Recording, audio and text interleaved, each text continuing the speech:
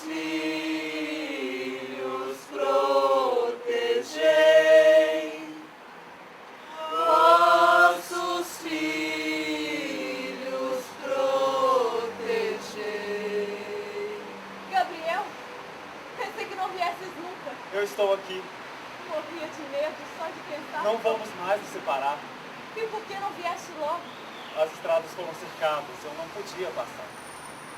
Uma revolução não termina de um dia para o outro, Mariana. O sol me encontrou sentada nas rochas.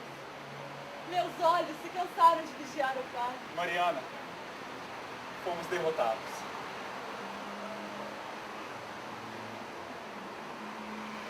Derrotados? Baependi caiu. Caiu? Então todo o vale. Está sendo ocupado. O Martiniano. Martiniano foi preso. Santa Maria,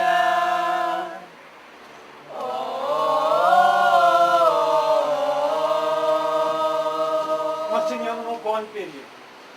Ninguém o conhece. Logo será dispersado junto com os outros. Minha mãe não nos perdoaria nunca. Se Martiniano... Não vamos pensar em morte, Mariana. Estamos sempre dependendo dos mortos.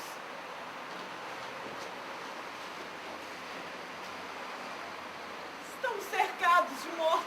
Logo não estaremos mais. E como não pensar na morte se ela está aí, dominando o pensamento de todos? Se dela sempre dependeu.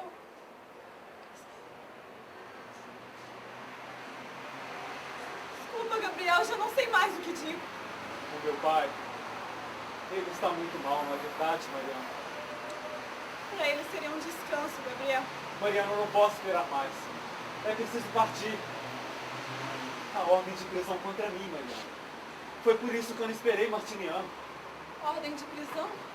Eu vou ser um dos processados. Precisamos partir. Eles não me prenderão, Mariana.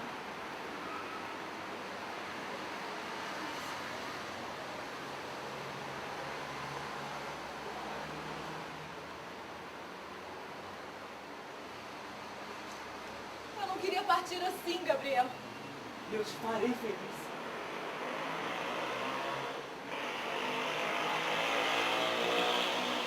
Partiremos.